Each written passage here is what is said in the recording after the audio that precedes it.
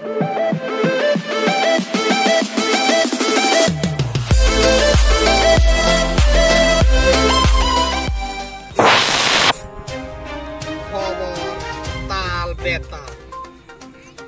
আমি খবর পড়ছি রাত ৩০টা ১৩০ মিনিট ৭০ সেকেন্ড ৫ ফুট ৫ ইঞ্চি ৫ সুতা ৫ কিমি।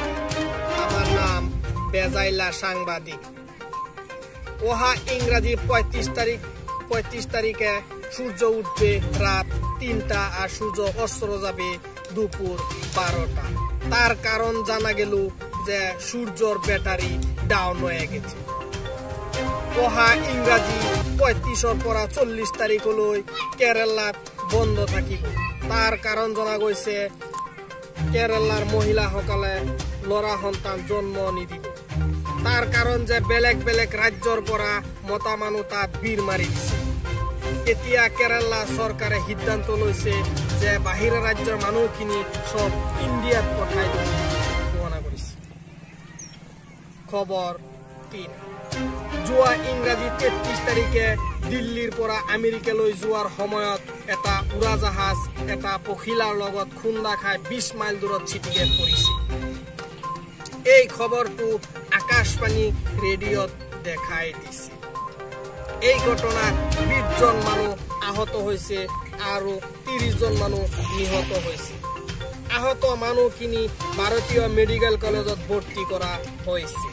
তেখেতৰ গাত ১০ ডাম্পাৰ ডিজেল আৰু ১০ ডাম্পাৰ কেৰাচিন দি চেলাইন দিয়া হৈছে। এই সহায় চীনৰ চৰকাৰে দিছে। আৰু নিহত মানুহখিনি পোষ্টমৰ্টম কৰিবলৈ ভাৰতৰ ডাক্তাৰ নাই। তেখেতক অন্য ৰাষ্ট্ৰলৈ লৈ যোৱা হৈছে। খবৰ ৪। অহা ইংৰাজী ৩৫ জানুৱাৰী বিয়লি ৩৩টা ৬০ মিনিটত আটলান্টিক মহাসাগৰৰ ওপৰত এখনি ঘোঁৰাৰ দৌৰ অনুষ্ঠিত কৰা হৈছে। এই খেলত সকলো ৰাইজক নাযাব বুলি ঘোষণা কৰা হৈছে। নেপালৰ ৰাষ্ট্ৰপতি মিষ্টাৰ হিয়াল পণ্ডিতৰ সিদ্ধান্ত। খবৰ নম্বৰ ৫। যোৱাকালি নদীৰ পাৰত গৈ চাইছো এটা বেকলীয়া ২টা সাপ খাই দিছে। এতিয়া ভাৰতৰ বাদ্যাবিলাকে গুৱাহাটী হাইকোৰ্টত গৈ বেকলি নামত ৪,৪৪৪ দ্বাৰা এজাহাৰ দাখিল কৰিছে। এতিয়া বেকলিবিলাকে কি কৰিব কি উপায় নাপায় হৈ আন্দোলন চলাই দিছে। তেখেতৰ দাবী গোটেই বিশ্ব ২ মাহৰ কাৰণে বন্ধ থাকিবলৈ আহ্বান জনাইছে। খবৰ ৬। এই বছৰ বহু জেগাত পানী হোৱা নাই। তাৰ কাৰণে আমাৰ সোণাই নদীৰ মাছবিলাকে বহু চিন্তা চৰ্চাত পৰি গৈছে। কি খাব, ক'ত ফুৰিব, ক'ত থাকিব।